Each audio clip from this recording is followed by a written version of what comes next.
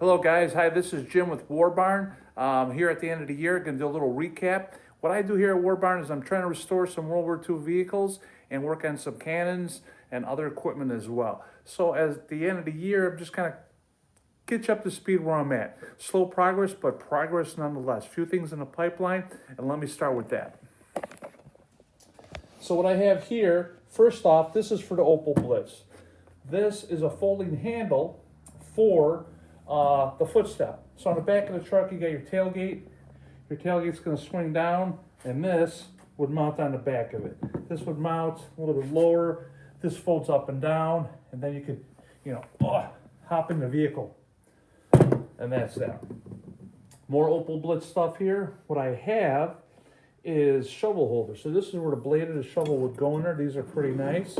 And you can see there's a little indentation with some sheet metal to grasp it. This simply bolts onto the vehicle, shovel goes in there, and then at the back end of the shovel, we have this clamp. So the handle will sit in there, this will bolt onto there. Of course, this is not the scale, the shovel would go way down there, bolt in there and clamp this on. This is in very good condition, and I'm glad I have it. What I have here, I haven't even opened it, is locking clips for the back of the road wheels. I was missing a couple. I finally got those in. So even though the Kettenkrad, the suspension, the wheels are all set, I had them on there, they weren't properly locked. I need to put these on. What this is a bracket for the rifle mount that goes inside the driver compartment. So on the bottom, there'll be like a sheet metal piece where the buckstock slides into, and then up on top, kind of simulate the height behind the driver, the top of the bracket for the mount, that would go right there. So yeah, those little C-clips will go right here. You see the hole? Goes around the wheel. There's a little bent 90-degree piece of rod that comes out of the wire, and that keeps this retaining screw from slipping out. And then once that's in this one and in that one, I'm good to go. Discs will go on. The discs have the proper retaining washer on the back, so that's all done. So, a little snapshot. I leave the tape on there in case I, need to repaint them. If I scratch something while I'm putting them on, it's already taped off. I can go ahead and, go ahead and touch that up. So over here is something else that's accomplished, is the stopping brakes. The stopping brakes are all done. Cleaned it all up. New surfacing material. The gear reduction, all rebuilt, seals, bearings. One gear was replaced. The main gear, excuse me here, the main gear was in really good condition, so I left it alone. So other than the main gear, everything's replaced on both sides of the gear drive. The transaxle seems to be in pretty good condition. I'm plugging away over here at the gearbox. Almost disassembled. I got to take out this gear pack. Before I take this gear pack out, I want to get the tool made to disassemble the gears. So these gears, in order to come apart, you need it's basically just a rod with a pipe on it, or a short pipe with some indentations to take apart these gears. They look like they're in good condition, but I do have one that's brand new, and the inner bearing is in really good condition. So that's the reason to take that one off and replace it. There's some minor marks here. If you can see on the end here, not that big a deal, but I'm going to go ahead and replace that as well. On the front, there's another gear I'm going to replace too. That one is a little bit blemished, but it would probably work all right. What I'm not happy is with it doesn't spin freely, it kind of catches up. It's probably the bearings, which I have new ones, and I have some springs for one of the what would you call it, the cogs. So yeah, when it's done, at the end of the day, it'll be a nice thing. Something I recently got here is a sight for the 37 millimeter. So here is the sight. It is a Reflex sight, and on the side here, you can see there is what do you call it? Dovetail and post sight. So there's a couple sights built in. My theory is that you pretty much probably just use this to get your general location when you're aiming at aircraft. Find out where it is, The reason being is, let me show you, the aircrafts are flying. You're looking through here, you might not see it, it might be over here. So hey, zone in with this, flip over, boom, stay on target and start opening up. So what we have here, what this consists of is this rod.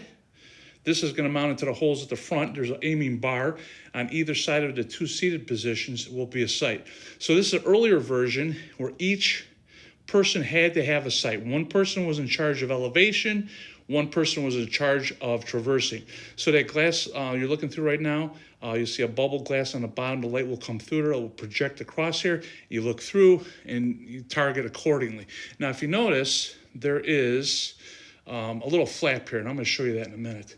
That flap opens up if you need to let more light in there. Well, that's not the flap. That's the whole entire cover right there. So, but you know why this flipped upside down? Let me show you.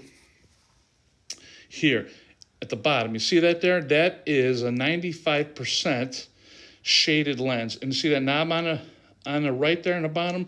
You flip that, so if you're aiming at aircraft in the sun or coming out of the sun, you would flip that down. Where is it? So let me show you a little bit better here. So there it is right there. This would flip down. There we go. See how it's flipped down now? There's a close-up. So it's flipped down. And if you're looking at aircraft through this,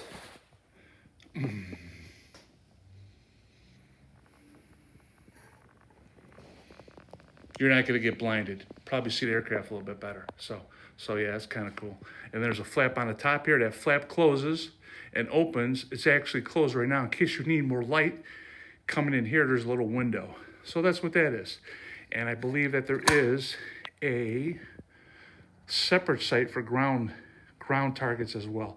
Next year, I'm hoping to get out there to the cannon, take some better footage, see how well this fits on there. It should fit. I'm kind of torn if I should clean up that paint or not. There's enough paint on there, so I think, or I'm going to leave it alone. With that being said, it pretty much matches the condition of the cannon. The cannon was repainted, I believe, scratched up, so it's collectible condition. And this is the kind of thing as a collector, goes back and forth in our head a million times. Should we repaint it? I mean, I'm definitely going to clean this. You're not going to see this. This will mount beside the cannon. Maybe I'll just clean this up and the paint will look better. It's not that bad a shape at all. Something else I want to show you is the marking. So there it is. Flak Vizier 33, and then the code mark. There is the dirty bird, and I have the potentially offensive symbol covered up. So yeah, so for some reason the regime at the time felt they had to put on all of their items their marketing symbol.